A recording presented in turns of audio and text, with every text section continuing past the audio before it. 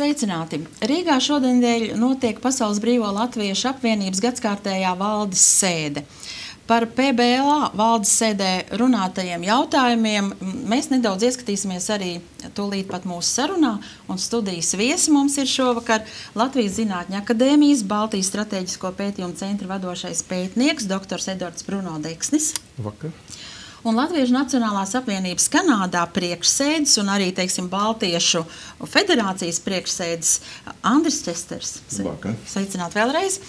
Un tad sākam ar PBLA valdes sēdē izskatāmajiem jautājumiem kopumā. Kāds jums ir, teiksim, iespējas par izvēlētajiem aktuālajiem apspriežamajiem jautājumiem sēdē? Daudz un dažādi, un atkarībā no kuras valsts mēs runājām. Un es vairāk par Kanādu, protams, bet mums tur ir kolēģi no Brazīlijas, Austrālijas, Eiropas, Anglijas atsevišķi un no Amerikas, protams. 3 dienās mēs nevaram visu sekt, bet dažas lietas, par ko mēs esam runājuši, un arī mums nāk viesi, vai ne, no ministrijām un tā tālāk. Un varbūt pirms tam pieminēt, kad ir tāds speciāla uzdevuma vēstnieks, kuram ir uzdevums diasporai. Un tad viņš arī piedalās, Rolands Lapuķa. Un tad, kādas lietas mēs pārunājam? Viena svarīga lieta ir, kā būs ar dubultpilsonību. Jo tomēr ārzemēs daži nokavēja to 95. gada termiņu. Un tie tomēr gribētu izņemt savu dubultpilsonību tur, kur viņiem ir atļauts. Un es domāju, ka, ja Saeima nobalsos pareizā veidā, es saprotu, ka tas ir otrā lasījumā pašlaik, bet ja dubultpilsonību piešķirs vai atļaus, tad ir vairāk, kas gribēs. Tur vēl ir citi jautājumi, bet, cik es saprotu, tur tas tiks nokārtots tādā likuma projektā, sevišķi par tādām valstīm kā Brazīlijā ir vairāk latviešu, Austrālijā. Tas likums laikam seks vairāk tās valsts, kas ir NATO un Eiropas Savienībā un tā tālāk. Bet es ceru, ka tomēr mūsu tautieši, teiksim, Brazīlijā, viņi ir nopelnījuši. Tāpat arī Krievijā ir daudz latviešu, kuriem arī pienāktos. Tā ir viena lieta, dubultpilsonība ir svarīga. Mēs uzsveram pašlaik ekonomisks jautājums. Varbūt jūs esat dzirdējuši, bet pašlaik PBLA kopā ar valsts šeit arī ir iesaistīta RTU un Latvijas universitāte. Būs forums nākamgad jūlijā, cerams, to pašlaik, kad dziesmu svētki būs, tad vairāk cilvēki piedalīsies, bet tas forums ir domāts savest kopā uzņēmējus no ārzemēm, sevišķi tos, kuriem interesē Latvija un kuri vēlās palīdzēt Latvijai. Un kopā ar Latvijas uzņēmējiem. Bet tas nosaukums tagad ir Pasaules Latviešu ekonomikas forums. Un es domāju, ka tas mums dos daudz iespējas pacelt, kā saka, šeit biznesu drusku augstāk, uz augstāku līmeni. Jā, Dekšņikungs, kā jums šķiet, vai šādam pasaules uzņēmēju fórumam nevajadzēja jau notikt pirms kādiem gadiem 10 varbūt Latvijā? Tad mums varbūt nebūtu tas, kas ir šodien, tik smagi. Atpakaļejošs skats vienmēr ir ļoti labs. Un mēs nevaram atspēlēt vēsturi un teikt, mēs tagad pārspēlēsim tas, kas varētu būt bijis.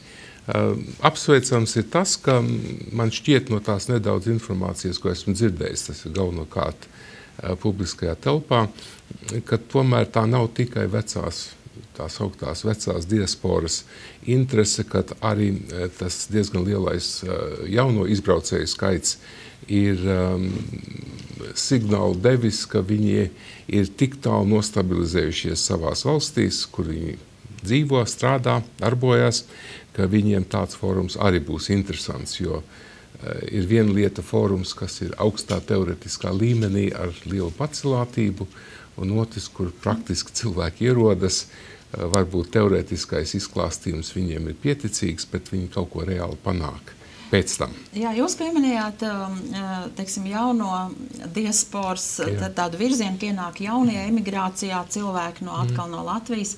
Kā jūs vērtējat, vai jums, piemēram, Kanādā ir daudz tādu jaunie, vai jums mainās tā latviešu diaspora Kanādā?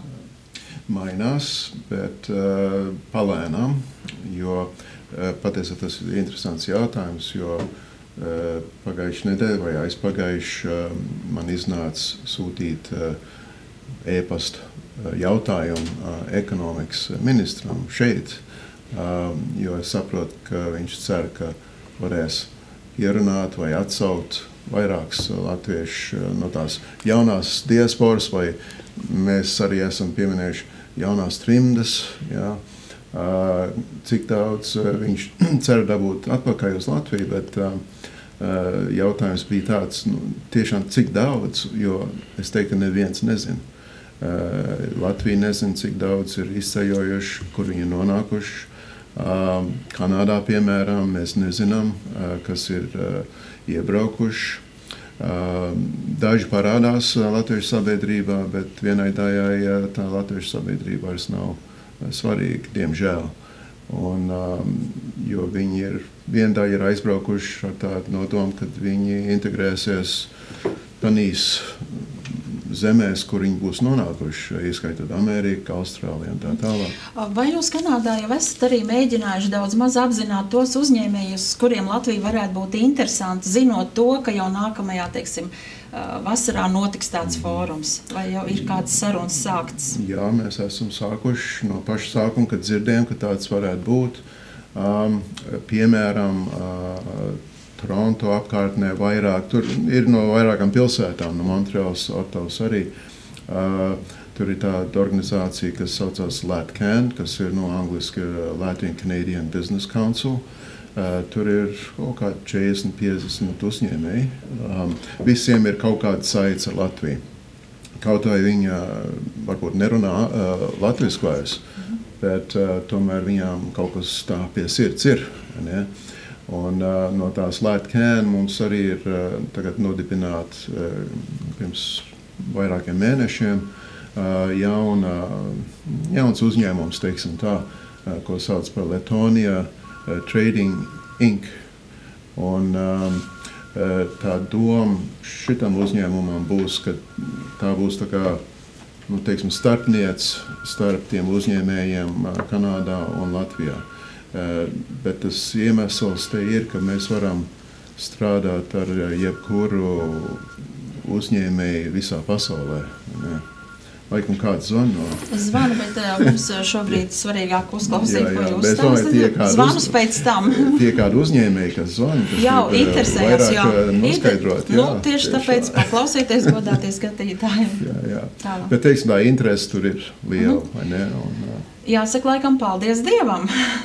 Jo galā varbūt ar tādu kopējo arī trimdas latviešu teikšu atbalstu varētu jau labu laiku atpakaļ sasniegt šo to labāk. Labi, ka labāk vēlāk kā nekad, vai ne? Tieši tā. Jā, bet jūs abus vieno vairāk tāda kultūras mantojuma tēma. Kā jūs Kanādā, teiksim, rūpēties par kultūras mantojumu saglabāšanu un savukārt Dekšņakungs, lai būtu ko pētīt. Jūs interesē šis kultūras mantojums un tie visi. Bet, varbūt par to kultūras mantojumu, ja jau jūs sākāt runāt, tad varbūt... Varbūt jūs paskaidrot man pagātni. Jā, es 36,5 gadus strādāju Kanādas nacionālā arhīvā, kas bija toreiz Nacionālais arhīvs, bet tagad ir apvienots un ir bibliotēka un arhīva valsts mērogā. Un es strādāju filmu un televīziju jomā. Es teiktu, visi, kas ir strādājuši teiksim, tādos darbos, kas ir saistīti ar arhīviem, mēs jau ja mēs esam latvieši, tad mēs mēģinām vienmēr tur drusku iest un darīt to latvisko lietu, jo varbūt tā, formāli runājot, Kanādas arhīviem varbūt neinteresēt latviešu vispār, bet mēs mēģinām tur iest un tiekšā. Kanādā galvenie arhīvi mūsu organizācijai, Latviešu Nacionālajai apvienībai Kanādā, tie atrodas zem Ontārio arhīviem. Savā laikā tāds Jānis Mežaks bija LNK arhivārs, viņš arī strādāja Ontārio arhīvos, un viņš ļoti labi sakopoja to vēsturi, kas attiecās uz LNK. Bet ko mēs tagad gribam darīt, saukt no visas tautas Kanādā, lai viņi sūta tagad uz LNK to, kas ir palicis. Es piekrītu Bruno, ka daudz materiāli ir aizgājuši zudumā.